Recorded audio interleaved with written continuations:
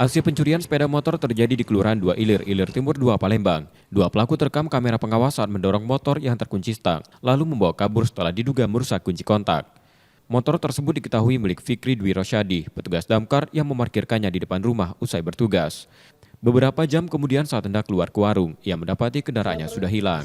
Maghrib masuk ke rumah, sekitar jam 7 kurang itu masih ada motor. Nanya ponakan kan, masih ada motor di luar kak katanya. Dah jam 7 aku nak keluar dari rumah beli makan, ketik lagi motornya. Kalau dari CCTV itu dia didorong motornya. Dari rekaman CCTV, pelaku diduga bukan warga sekitar dan sengaja berkeliling mencari sasaran. Video pencurian itu kemudian diunggah ke media sosial sebagai peringatan sekaligus bukti untuk laporan kepolisian. Reski Oktora, Mokles Diferensial, Kompas TV, Palembang, Sumatera Selatan.